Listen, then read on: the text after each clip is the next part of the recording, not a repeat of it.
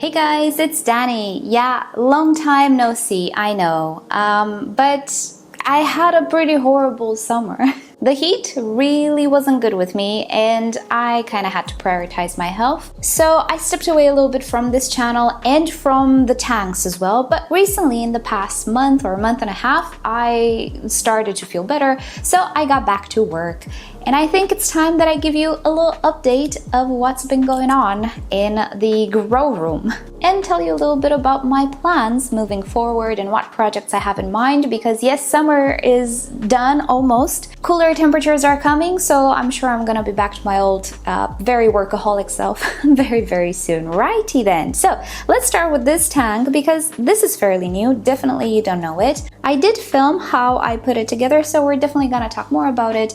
But at a glance, let me tell you what this is all about. It is a shallow tank. I love shallow tanks. Ever since I got the first one with the Sulawesi shrimps that I still have, I just fell in love with the shape and just how it looks like. I really love it. I think it's the best type of tank for tiny little fish that like to swim on the horizontal more and are very active. It is a sort of a cheat in giving them more space with the same volume of water, if you know what I mean. There's really no point for some fish to have very high tanks, really, since what they do is swim a lot on a horizontal, right? So for those type of fish, which I happen to really like, there are a lot of them that I can keep. I think shallows are perfect and I just love them aesthetically. I really do. So in this tank I have my old sparkling gouramis. Do you remember them? Maybe I didn't film them too much, but yeah, I used to have them, I think, in the Dutch aquascape. And I also have the Galaxy rasboras. I think you call them pearl danios now. They're danios. I also have two chili rasboras, remnants of my old 8 group. I think there's only 2 left, but it's okay. They're very pretty. I might get a few more for the other shallow that I have in plan. That's a whole different story. But yeah, I think these types of fish are really suited for this type of tank. There's also an autosinkless there, again, cleaning up the tank. So it's a bit of a mix-up stuff here that does get along. The sparkling gouramis, I love them. I love them so much because every morning they make these cute little funny noises like I don't even know how to describe it. It's sort of a mechanical sound in my opinion. I really like them. I like their behavior and I do have quite a few of them in this tank. I have 8, but they do get along. There's no real conflict because there's a lot of space. It is quite surfaceable. Is that a word? They all have their spaces. I planted it really well. I have that decoration in the middle and everybody has their own space, so I really don't have conflicts in this tank. Everybody's getting along. Yeah, of course they flare a little at each other here and there, but I don't see any ripped fins or things of the sorts. Everybody's really getting along. So happy with this tank. I'm trying to make a sort of a jungly look out of this tank. There are a few things that I need to change, a few plants that just don't go. There's a cryptocorin in one of the corners, in the right corner. I don't like it. I want something green there, but I already have plants. All of these plants are coming from my old setups. I didn't buy any plant except for the hydrocortile for this tank. So everything has been reused and it's running great because all of these plants are pretty low maintenance. I don't have anything very finicky or something that really requires addition of CO2. Everything that I have can grow very well without it. And stay tuned for the story of this shallow. I really like it and it's eye level. It works great on the Visto shelves. I have orchids below to delight my eyeballs and then I have this beautiful shallow right at my eye level. So I really like this tank. Now, before we move on, let me recap a little bit what I did with my old 80 liters. Well, I sold them all to buy the 240, this guy. We're gonna talk about this guy, don't you worry. I'm sure I will infuriate some people, but I don't really care.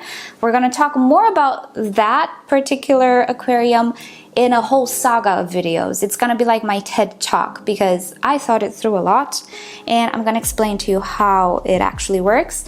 I'm gonna give you a sneak peek. but not a whole lot today. So everything that I used to have, all of the tanks that you might know, I sold them, except for the tiny tanks with shrimps.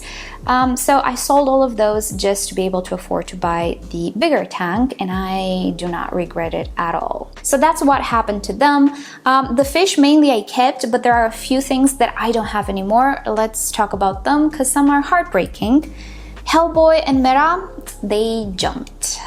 Yeah, they found a way and they jumped through the nets, through the lids that I had on my tanks, which were not tight fitting. They found a place where I had the filter outtake. They found a place. I'm so sad about it, but I'm kind of done with short fin beras. Me and short fin beras are taking a break until I can make sure that I have a very tight fitting lid aquarium, maybe one of those fluval edge type of stuff. I don't know. Yeah, no. The glass lid aquariums, no, they have gaps. And through those tiny gaps that you'd think nothing can fit through, they can fit through. So I lost them and just so gutted about it. But I'm not buying any more short fin beras.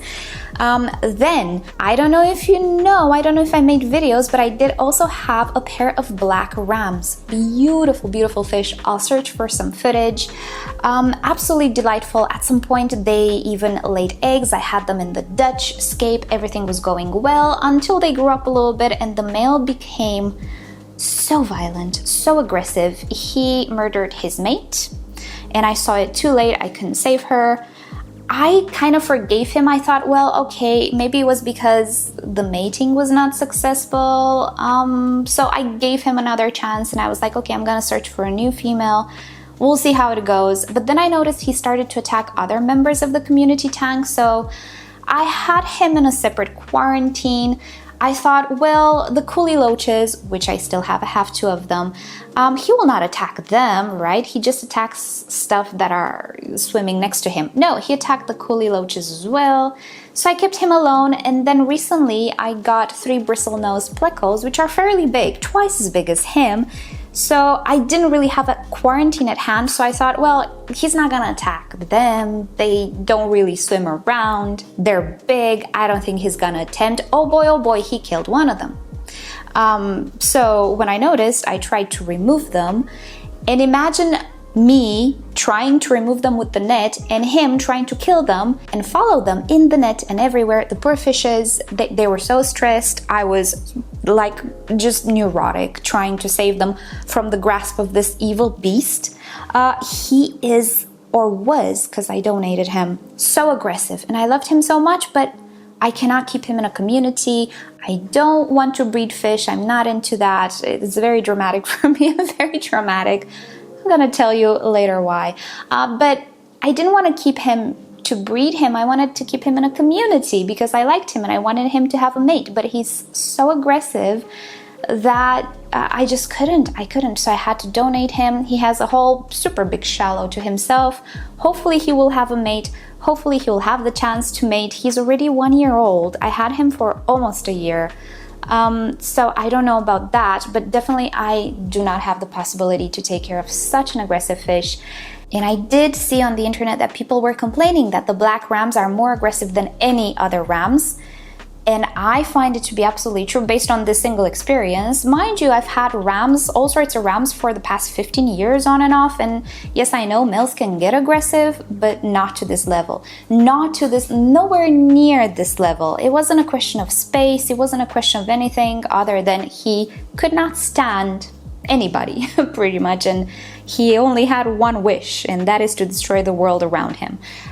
So I still love rams. They're one of my favorite fish. They used to be my favorite fish for a long time, but I don't think I will ever get the black rams again. If indeed it's a sort of a trait that people do complain about, yeah, no, I'm just gonna stick to my old faithful German blue rams and have a pair in the big tank and call it a day. I don't think black rams are for me, so I don't have the black rams anymore either. Do I have the zebra pleco, which is my pride and joy? Yes, I do. And I think I'm planning to have a tank only for zebras. He's an easy fish to take care of, in my opinion. I'm thinking I want to make him a separate tank, a separate shallow, and maybe get him a few mates. Maybe in time if they want to mate, even though I'm not into breeding fish. But that fish, if he wants to breed, then I'm gonna be okay with it, because really, I think I'm gonna make a few people happy here in my country.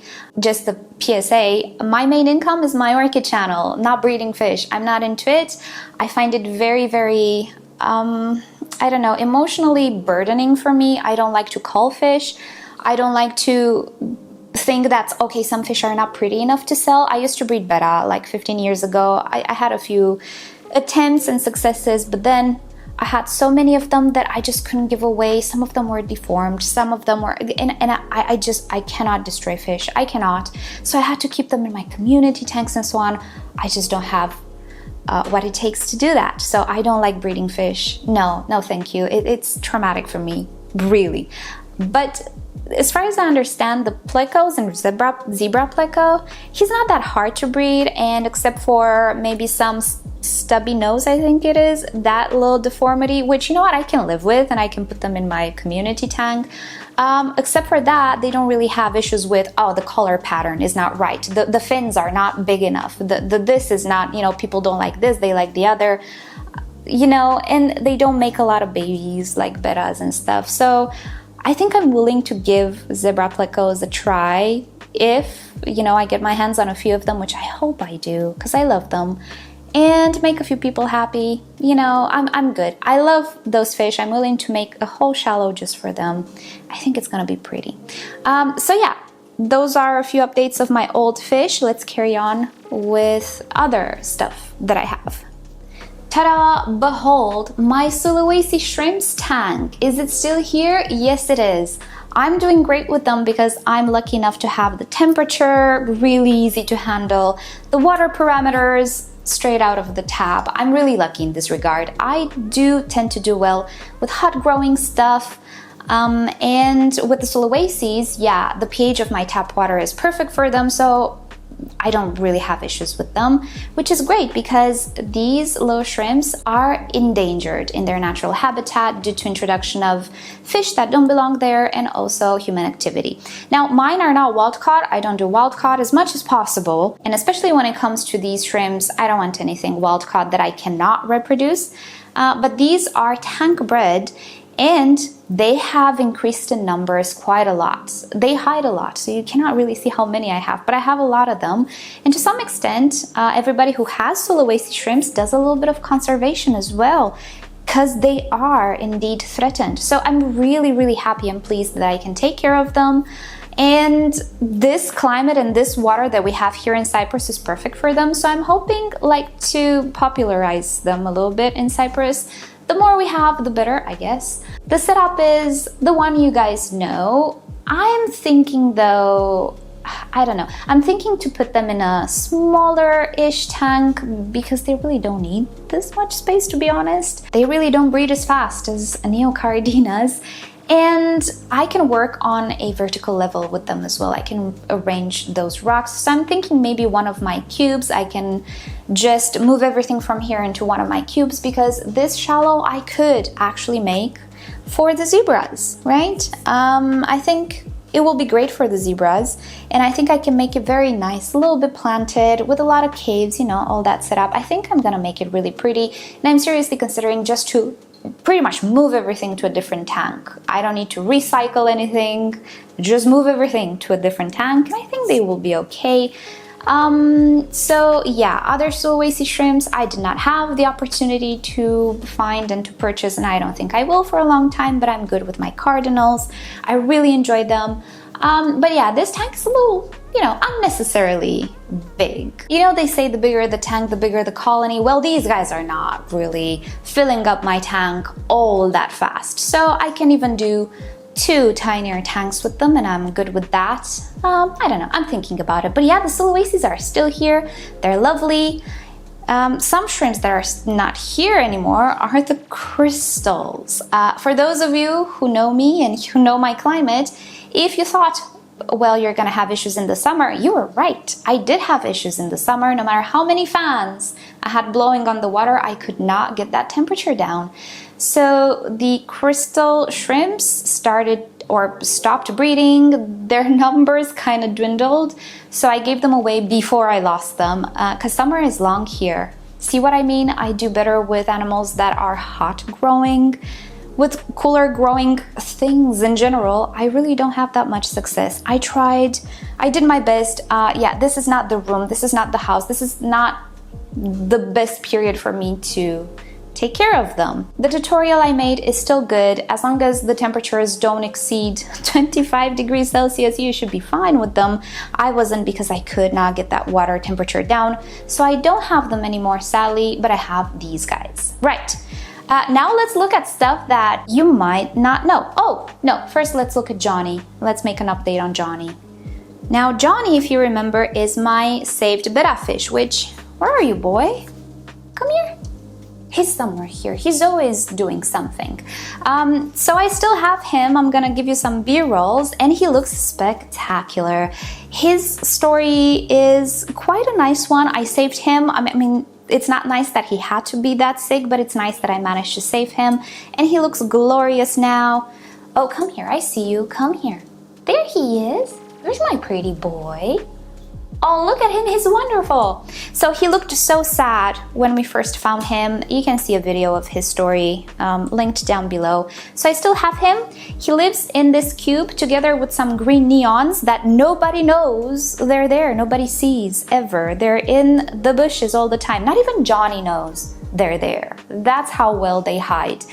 I swear, you get those fish, you never see them again. So if you want invisible fish, get some green neon tetras in a planted tank, in a heavily planted tank. You'll never see them. They're there, but you will never see them ever again. Anyway, so he's here. He does great. Above him, we have another betta. Look at him. This is Dream. This is a long-finned betta that was an impulse buy. I was so sad about my bettas jumping that I saw this guy in a jar and I thought, oh, he's so beautiful and I feel sorry for him and I will purchase him because he will not jump. But generally speaking, I'm not a big fan of long fin betta. It was just an emotional purchase. I tend to do that sometimes. But yeah, he is a little Dream. Oh, look how beautiful he is though. He is a beautiful, beautiful fish. And he seems to enjoy this tank. He doesn't have any tank mates apart for some shrimps. He doesn't seem to be aggressive, but I just don't have any other fish to put in with him. And I think he doesn't really miss all that much company. He has some snails and shrimps to look at from time to time. But yeah, he's living alone and he looks really pretty. All right, what do we have here? Is that a discus? Yes, it's discus. These are my first ever discus. Woohoo, sick discus. I have 2 of them. There we go. They were on the brink of death. Not necessarily this one and another one that I saved and I have in the big tank, but this one for sure. Nobody thought he would make it. And I just got them to save and I managed to save them. And I'm very proud of myself. So I will make a video because I filmed everything. I'll make a video with their story some other time. But yeah, my first ever discus ever were sick discus because I felt sorry for them. Yeah, I do that. I mean, are we surprised? I did that with Johnny as well. But like with discus, I never did. There's always a beginning. I mean, you know, you guys, they're just fish. How hard can they be? I'm gonna find out. But yeah, I managed to save them. Now you can see that's not a really, really happy fish. He's still under treatment, but you don't want to know how he looked like. I'm going to show you in a different video. So yeah, these are my saves and they're going to be okay. I hope they're not very stunted. That guy doesn't look stunted. This one does. So I'm not sure if any of them will reach their full potential ever again, but that's okay. Nobody cares. I plan to return them after they are saved, but I'm thinking if that one doesn't look sellable, because oh gosh, you guys, with discus, things are intense. Let's just put it like that. And I don't know if they would want to have something like this. Oh, he looks good now. Oh, he looks so good today. Goodness, he had a part of him missing. So I'm not sure if he is a sellable fish. So I'm thinking of keeping him if he's gonna be stunted in a different community. I don't know, I have plans. I'm so attached to these little fish. I want them to go to good homes, but if nobody wants them, if they end up being stunted and deformed for life and stuff, I want them. I save them. They're my little angels. Yes, baby. Oh, look at you. Okay, so I'm very proud of myself for saving Discus, which have this reputation of being this alien fish that can die at any moment, just like that. I have found it to be fairly normal, their recovery and everything, just like any other fish. Yes, they have their particularities. Yes, they have their sensitivities, I guess, but they're savable. Look at that. So yeah, these are my saves. We'll see what happens to them. I do plan on giving them away. I don't have space for everybody, but if any of them is a stunted little runt and nobody will want them and they will end up just, again, becoming sick in a pet shop or something, no. I'm gonna keep them somehow. We'll see. Right, so let's end it on a good note. Let me show you, or I don't know, for those, some of you will not be a good note, but I will end it with the big tank. Give you a sneak peek of my Discus tank. Ta-da! Here we are, my unfinished little tank, because you just cannot find what you want all the time here. And definitely I didn't find all of the plants that I wanted, but it's okay. It's very stable. The parameters are really good. I kind of nailed what I wanted to nail with this tank, and I'm very, very happy about it. I have it all filmed, and in another series of videos I will talk about how everything works and how I thought about it and all of those things. And those are my little Discus fish. Aren't they pretty? Yes, they're addictive. I will give it to you guys. I can see why they have this whole community behind them. My only problem is, just like with orchids, some of you guys know, there is so much misinformation in my opinion. Lots of it has been debunked. It's not something new. I mean, for 20 years, I've known about the Discus community. Let's put it like that. I'm gonna try to behave. It's not something new for me, but recently we got a lot of things debunked, and that's great. So there are a lot of misconceptions about Discus, in my opinion. I don't have experience with them, so I might be proven wrong. But you know what? I have a different way of thinking about things. As you might know, it's not different. I just have a more practical approach to things, and I don't believe Discus are these alien fish that need all of these like bare bottom tanks and this and the other and daily water changes and so on. I think it's just some information that has been propagated by people who only talked about their experience, their instance, how they found success. And just like with orchids, I'm drawing a lot of parallels, expect that. Just like with orchids, there isn't one way of doing things. There are a lot of ways of doing things, and some of us have different fortes, right? My forte is plants. I've been working with aquatic plants for almost 20 years, at some point professionally, had to sell them.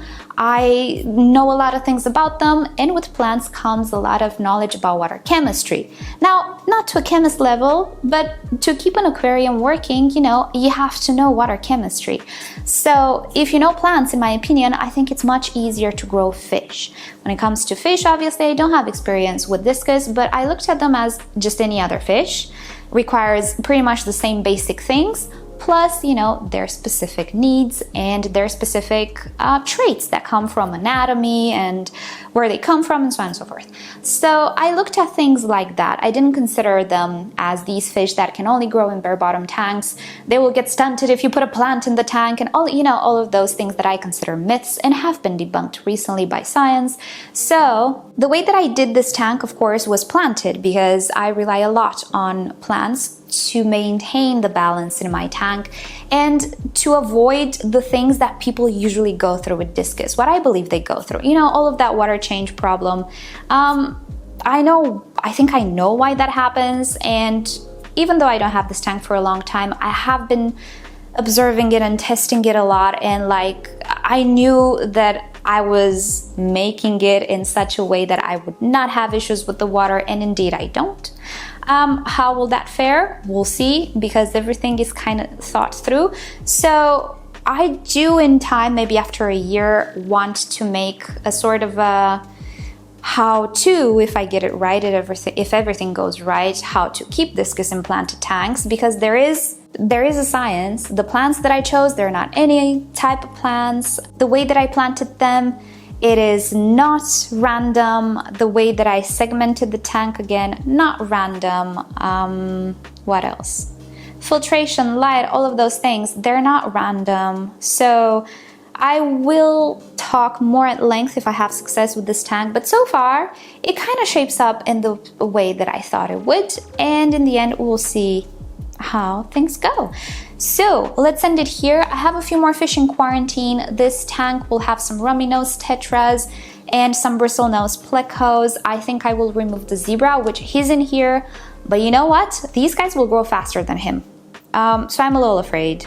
He's good at hiding, but I'm a little afraid, and I think the best thing to do is to give him a separate tank. So there will be a few stuff in here added. Yeah, I don't have issues, but I'm going on a tangent too much. We're gonna talk about the Discus tank when it's time to talk about it. But yeah, he is my pride and joy. I would love it if it were bigger, I really would, but it's not the time now. You know, in my new house, it's gonna be bigger, it's gonna be greater, it's gonna be full of Discus. They're so addictive. They're such beautiful fish. I love them. I love them a lot. Alrighty, so that's about it for today. Thank you guys so much for watching. Stay tuned for more videos on this channel. And again, sorry for missing in action, but I really didn't feel so great this summer. Now I'm good though. So with that said, I'll see you guys next time. I hope you have a great day, and I hope your fishes are nice and healthy. So I'll see you next time. Bye.